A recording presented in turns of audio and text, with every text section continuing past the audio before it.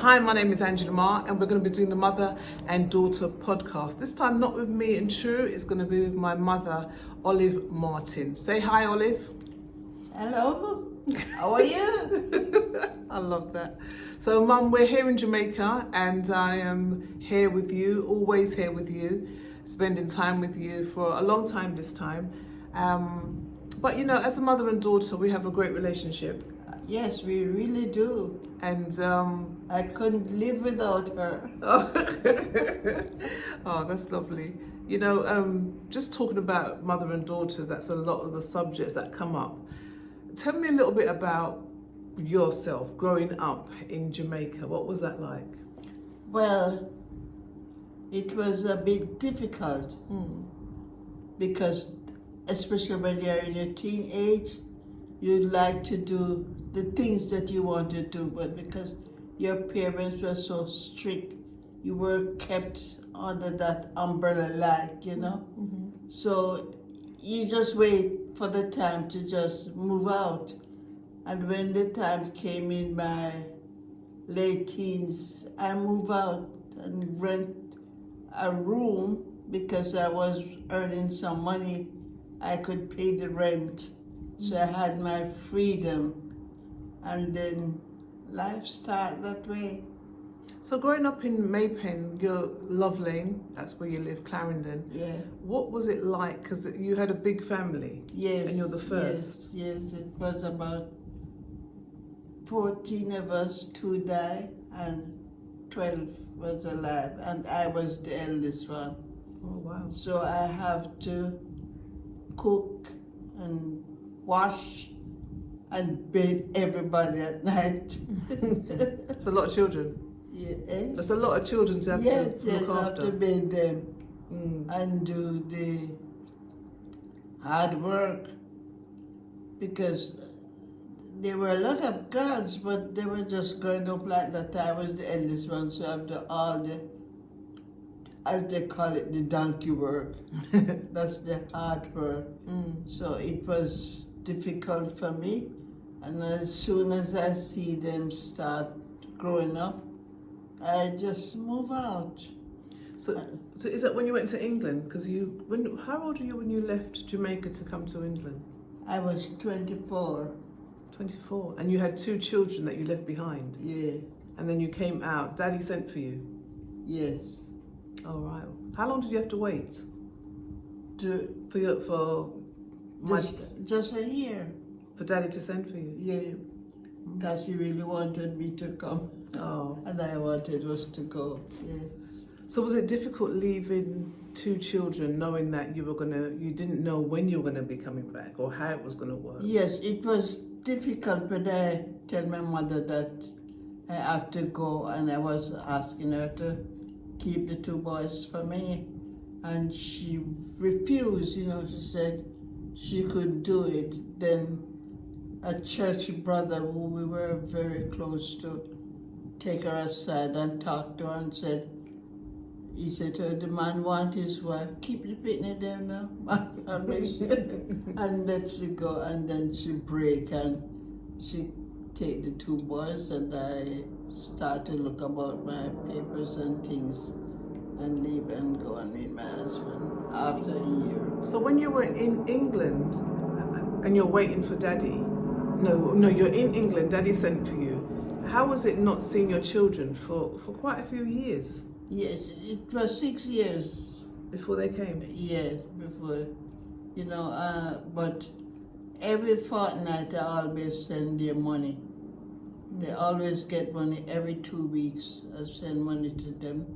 And I send parcels twice a year with their clothes and shoes, and they were well looked after here. But when the things come, it have to share for everybody because my mother had small children as well. Okay. So did you miss, I mean, you left a baby and Michael was 6? Yeah. Was that? Michael was 6. And Teddy was a baby? And Teddy was 10 months? 10 months or so. So how did you feel? Did you, pining for them? Did you pine for them because? Yes.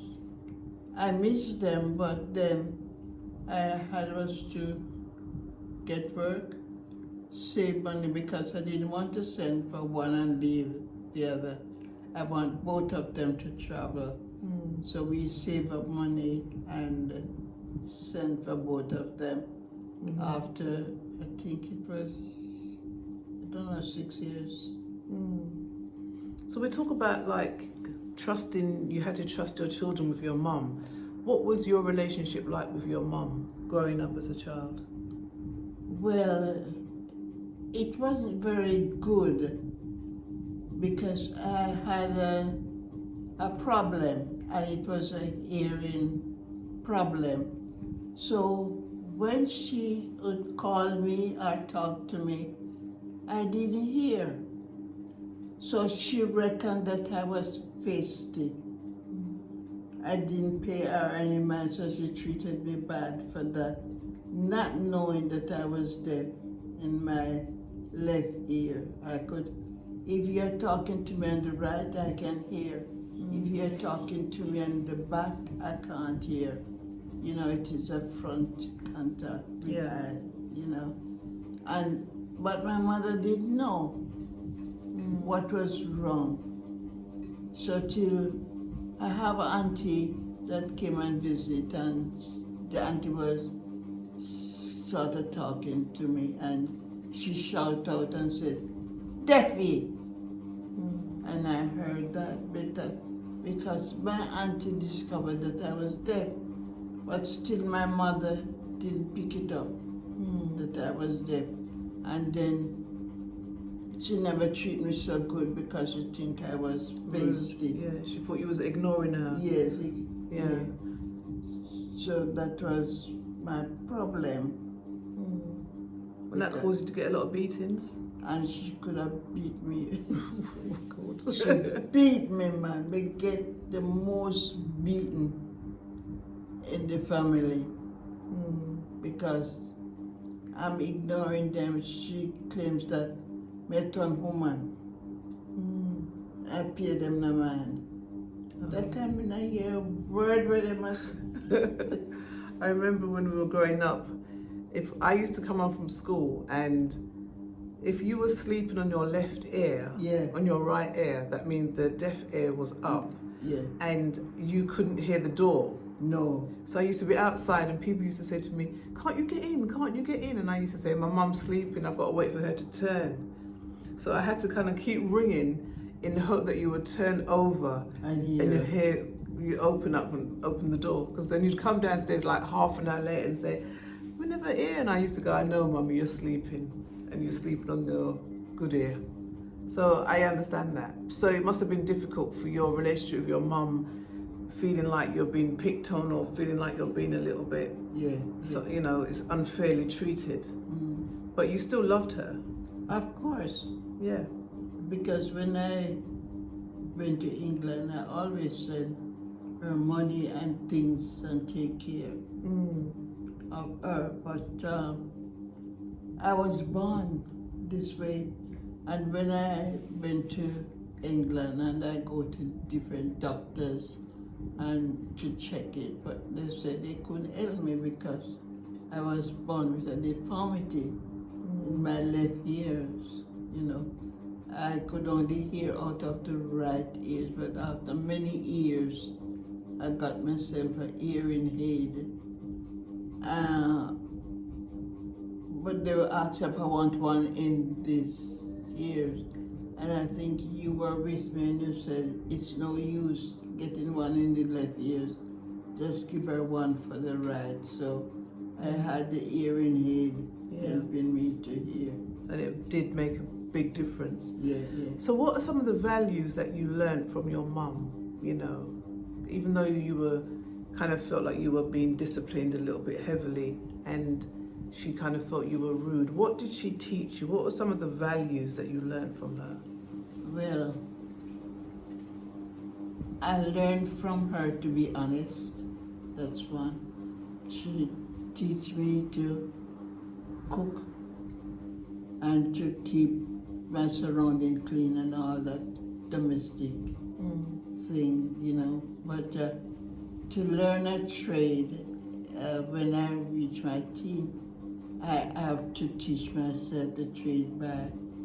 I used to work with my auntie in a cook shop, and she used to give me 6 shillings a week, and I take that and pay for. I was talented naturally for just making, but I want to go to just making class, so I would have my own money to pay for the fee.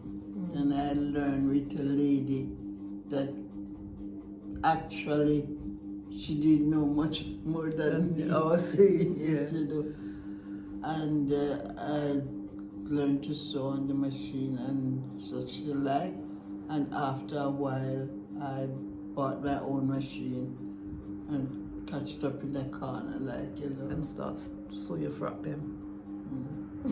So let's talk about prison work, because the missionary work and that didn't just go across the world, it was also local, which was the prison work. How did you get into doing prison work? There was this gentleman, he was like he do a business, you know, the savings business, like with the church. Pentecostal Credit Union?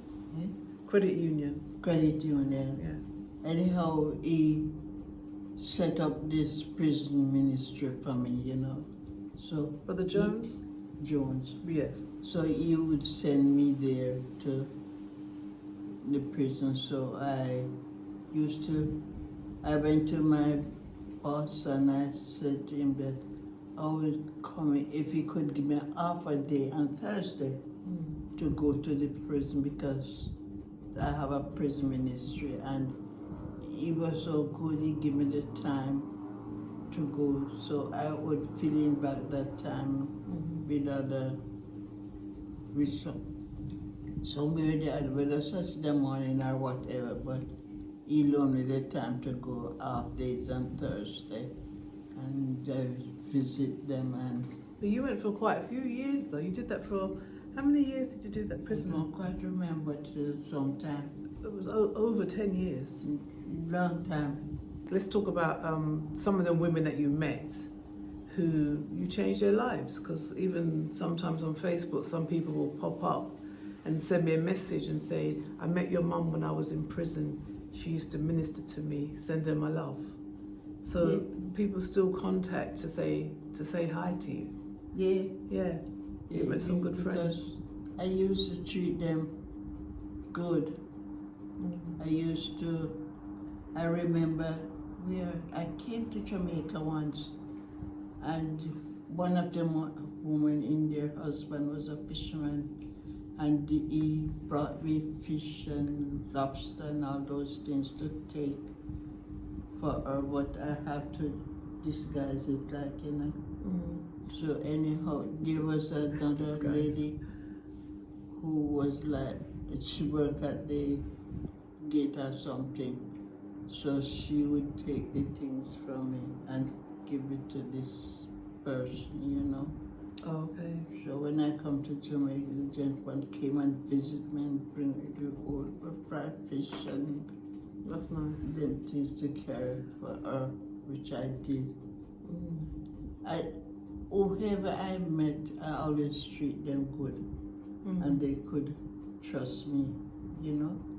Yeah, I mean, from when I was growing up, people used to come to the home, used to always have a full pot for people just in case they wanted to eat, or you would just always been very welcoming to people, very kind. Yeah. Even here in Jamaica, The same way. the same way, everywhere you go, your mum, your dad, and it's nice to see, because that's what I know. But let's talk a little bit about you and Daddy, this wonderful relationship that I saw growing up. You know, Mummy and Daddy, it's just Mummy and Daddy all the time, you know, very happy people. And even when Daddy, because Daddy wasn't always a Christian, and then he became a Christian. And when you met Daddy, what was it about Daddy that you felt, this is going to be my husband? Some sweet deal. I didn't know anything about the husband, but my friend, he was handsome, and just love him. And then he used to butcher with his cousin. And then I used to cook with my auntie. And everybody know that we were interested in each other because I always take his food to the stall to him, and it was well looked after. Yes, you get extra dumpling and extra banana. Extra everything, you know. And we love each other, you know. And but he used to have other girls, you know. But and they used to cuss me too, you know. The girls that used to cuss me. But I hear you used to fight them as well. Fight them? Then you used to fight them as well? Or No, you we used to... never fight them. I never pay them no mind. Oh, it's daddy you fight? Yeah, because, yes, because me know they're cussing me, but me can't hear. So me God, what my business, not pay them no mind. Because we don't hear what they're saying. Did you feel really strong that this was your man and you were going to get him? Of course. I just, they even cost me so me time. Oh, you time? Oh, like? Got to hold me yeah. Oh dear. But my hand was clean. I love him and he loved me, you know, and it was a good relationship. He had other girlfriends that I know, and he have a daughter too, and she's in America now. And Beverly. but And Wayne. So you and Daddy very, very close. When Daddy became a Christian, did that mean a lot to you? yes, it really mean a lot, because I wasn't very well, and the church people came and prayed for me, and they clean up and they do all sort of thing because I was sick. So he was trying to get away from them, and one doctor sister caught him. I said, "Don't go yet, Brother Martin, we're going to have a prayer meeting." Can you imagine Daddy? And we want to pray for you. And that very day, he accepted Jesus as Savior and Lord. Yeah, Yes, because he always said that his friends wouldn't do what he's seen your friends at the church do. No. They wouldn't be bothered if he was sick. And he saw such love that he thought, I want to be a part of that. Yeah. Which is good, which it means that anybody's lifestyle and testimony can be an example. So you and Daddy, married for all these years, decide to go back to Jamaica, and I'll show you around the land. Because I remember, Mum, when I was young, I think I was about 15, 16, you brought me to Jamaica. I've been coming to Jamaica from when I was young and staying with Mama at Lovely. And you took me to this place and said, oh, that's my land. I'm going to build a house. And I remember thinking, really? How do you build a house?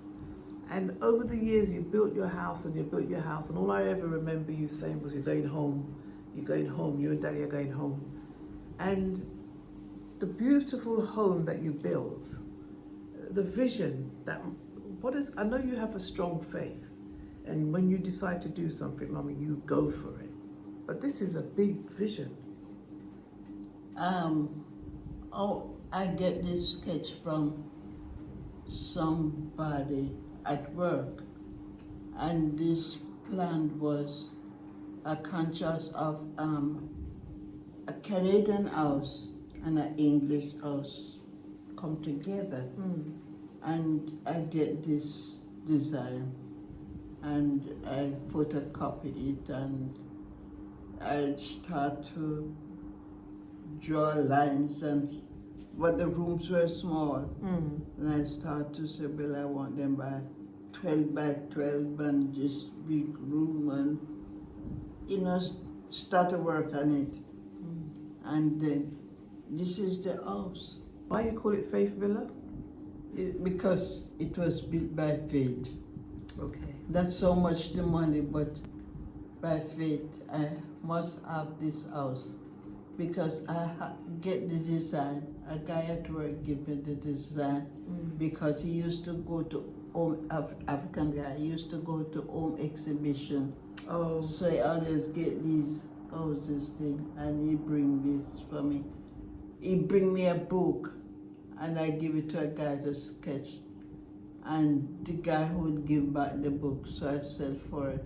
And when the guy sent back the book, that page with my house gone, tear it out. The guy said, "Don't worry," and he give me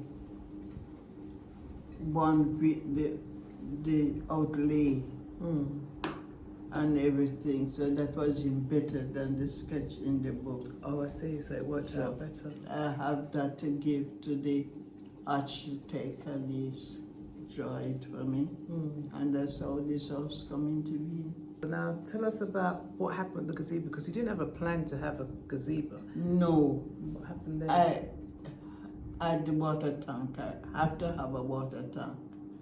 But when the guy who made the water tank, after I finished the tank, he came to me right at this very spot, and he said, "Mrs. Martin, I want to put something on top of it." And he was trying to explain it to me. And I said, "I can't understand. So when you go home tonight, sketch it and bring it back tomorrow." And he did that. And when I saw it, I fall in love with it. And I said, "Go ahead and build it." And he built the gazebo on top there. And I didn't even know what it named. You just So somebody came here, and we sit down around the kitchen door there, and he looked there and said, "Oh, I like a gazebo." The first time I know what it is. And you went, "Oh, that's what it is." But you just knew you had to have it, and that's actually where I got married. Yes. On the gazebo, which was lovely, and to be able to do that. But to see you and Daddy come home in Jamaica to live. Daddy got how many years? Maybe 24 years Daddy got. And it was his dream to come back here and live together. And you both did so well. You know what I mean? And you're doing very well now. It's a lovely home that you've built for yourselves and for the family. Yeah. So how do you feel? Do you feel proud of yourself? Because from that little girl in Maypen who was getting told off, who had dreams and aspirations, who wanted to he did want to draw, but all wanted to make clothes, who wanted to do so many things. And for all the things that you have accomplished, Mommy, do you feel proud of yourself? Of course. Good. Yes. Of course, yes. Because I want you to know that I am so proud of you. I'm proud of you as a mother. You've taught me so much. You've given me so much. You've never let me down, and you've always made me believe that I could fly. Yes. And I never leave you behind when I'm coming to Jamaica. No, you always carry me back here. Always going to Jamaica with my mum, and I love Jamaica. Yeah. And you've shown me that it's a beautiful place, and I understand it. The rules that Daddy set up for us, which was you have to know how to move in Jamaica. Yes. You don't just come to Jamaica and just live the same way you live in England. You have to know how to move. And I've learned that, and it's been able to help to manage the house. But, you know, I'm proud of you, and I hope that you're proud of me for the things that I've done. I know you are, because you tell me all the time. And I appreciate that. Yes. And it must be hard without Daddy. You miss him. Oh, don't stop.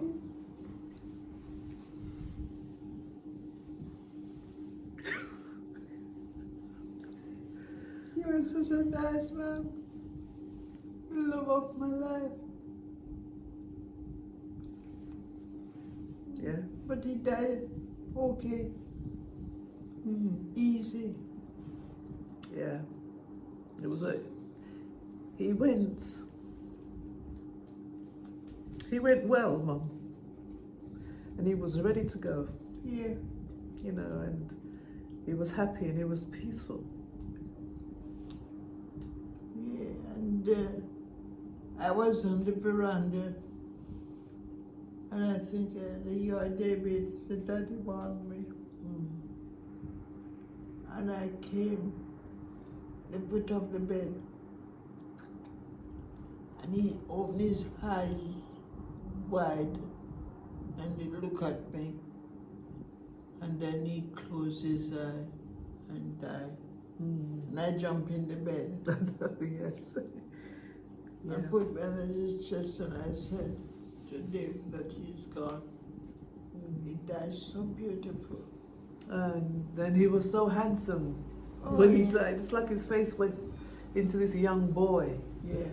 you know. But it's always because we had a great father. You had a great husband, and a great granddad, and just a wonderful man. And I love him dearly, and I loved how he loved you. Every time you cook for him. Yeah. Thanks, dear. When I serve him his dinner and he finishes, he said, "Thank you." I said, "Thank you for thanking me." Every day. Yes. It was special. There was a special relationship, and I'm glad that you got a man like Daddy, Yeah, because yeah. he was so good to you, and you were so good to him. And he's proud of you, Mum. He's looking over you, looking over. Every day you have this bird come and visit you, and you talk to Daddy. And when he died, and it was Friday, Saturday, and Sunday morning early, he just come in and give me a kiss. Because he was pleased. He was pleased, very pleased. So we continue the legacy. We live our day one day at a time. And we thank you for everything that you've done. Thank you for being such a wonderful mother and friend and grandmother, auntie, all of those things. Yeah.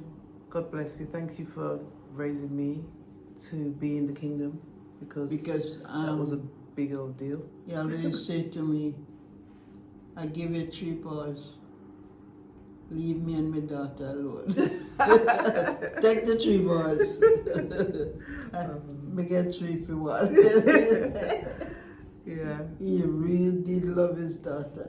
He did, and I really did love him. He was so nice. such a wonderful man, and I am privileged to have my dad, my mother, Raglan, and Olive. God bless you.